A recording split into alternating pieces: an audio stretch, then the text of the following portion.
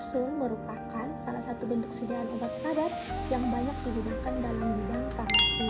Kapsul sendiri terdiri dari cangkang yang umumnya terbuat dari gelatin dan di dalamnya berisi bahan obat dalam berbagai bentuk seperti serbuk, granul, cairan, maupun semi padat.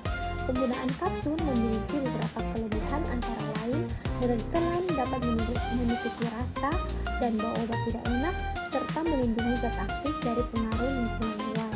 Oleh karena itu, kapsul menjadi salah satu bentuk sediaan yang banyak digunakan dalam bidang farmasi. Nah, kita masuk di bagian kedua, yaitu komponen cangkang kapsul.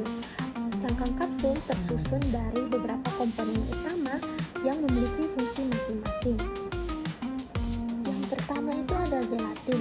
Gelatin merupakan bahan utama pembentuk cangkang kapsul yang diperoleh dari hidrolisis kolagen yang berasal dari jaringan hewan. Bahan ini memiliki sifat elastis, transparan, dan mudah larut dalam cairan tubuh hingga cocok digunakan sebagai pembentuk kapsul. Kita masuk di bagian kedua, yaitu komponen pembentuk cangkang kapsul.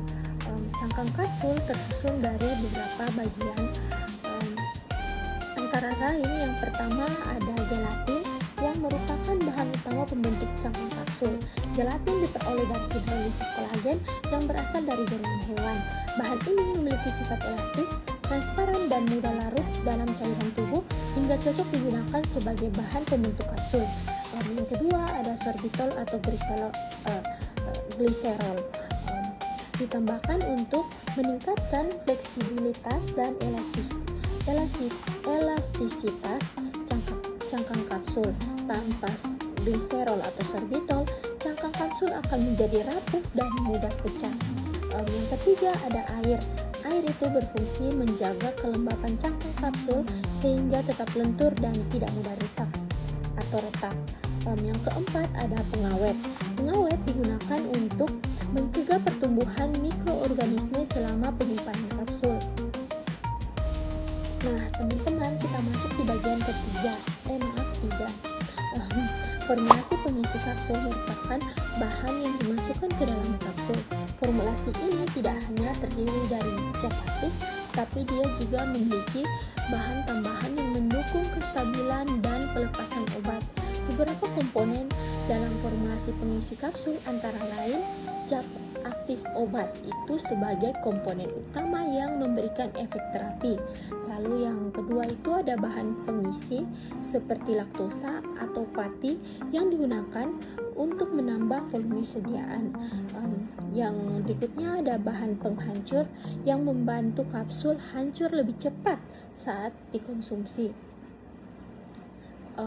Yang berikutnya ada bahan pelicin seperti lubrikan. Magnesium stearat yang membantu proses pengisian kapsul.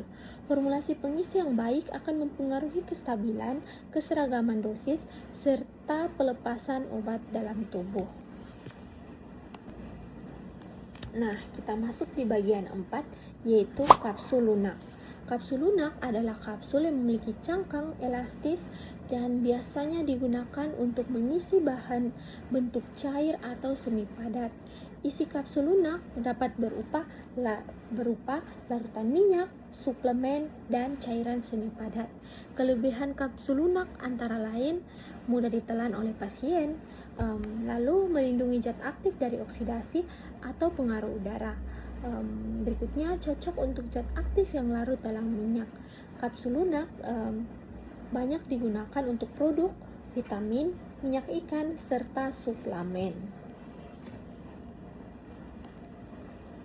Kita sudah masuk di bagian 5, yaitu kapsul keras.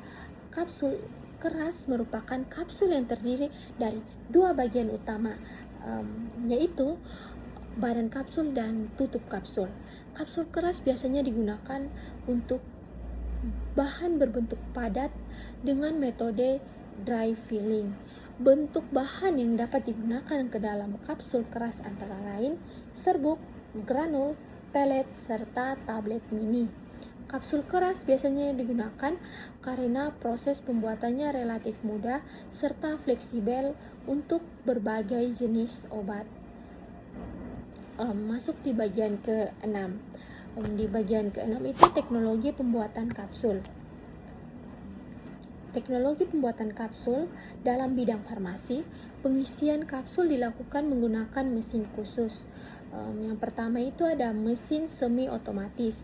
Mesin ini akan membutuhkan bantuan operator dalam beberapa tahap proses, biasanya digunakan pada skala kecil atau laboratorium. Yang kedua ada mesin otomatis. Mesin otomatis dapat melakukan seluruh proses pengisian kapsul secara otomatis dengan kapasitas produksi yang lebih besar. Selain itu, pada kapsul lunak digunakan teknologi rotary dry process. Prinsip metode ini adalah dua pita gelatin yang dibentuk dan kemudian isi cairan dimasukkan di antara kedua pita tersebut. Mesin kemudian membentuk dan menutup kapsul secara bersamaan sehingga menghasilkan kapsul lunak dengan bentuk yang seragam. Masuk di bagian ke-7, yaitu masalah stabilitas kapsul. Masalah stabilitas kapsul selama penyimpanan kapsul dapat mengalami beberapa masalah stabilitas.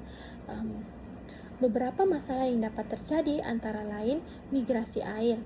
Migrasi air itu apa ya? Migrasi air itu perpindahan air antara kapsul dan cangkang kapsul yang dapat mempengaruhi kestabilan obat. Yang berikutnya ada pelunakan cangkang yang terjadi akibat kelembapan lingkungan yang terlalu tinggi. Berikutnya ada cross linking gelatin, yaitu reaksi kimia yang menyebabkan gelatin menjadi lebih keras sehingga kapsul sulit larut. Masalah stabilitas ini harus diperhatikan agar kualitas tetap terjaga. Teman-teman, kita masuk di bagian ke-8, yaitu evaluasi mutu kapsul. Untuk memastikan kualitas kapsul dapat dilakukan beberapa pengujian, yaitu uji disolusi, uji waktu hancur, dan uji keseragaman sediaan. Uji disolusi untuk mengetahui kecepatan pelepasan obat dari kapsul, sedangkan uji waktu hancur untuk menentukan waktu yang dibutuhkan kapsul untuk hancur. Berikutnya ada uji keseragaman sediaan, itu untuk memastikan setiap kapsul mengandung jumlah zat aktif yang sama. Pengujian ini penting untuk memastikan keamanan dan efektivitas obat sebelum digunakan oleh pasien. Kita masuk di bagian kesimpulan. Berdasarkan pembahasan saya yang tadi saya jelaskan, dapat disimpulkan bahwa kapsul merupakan salah satu bentuk sediaan farmasi yang banyak digunakan karena praktis dan mudah dikonsumsi. Cangkang kapsul umumnya tersusun dari gelatin, plastiser seperti sorbitol atau gliserin, air, pengawet yang berfungsi menjaga struktur dan stabilitas kapsul.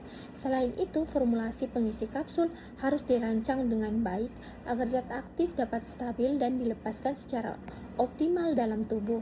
Proses pembuatan kapsul juga melibatkan teknologi khusus seperti mesin pengisi kapsul otomatis dan metode rotary dry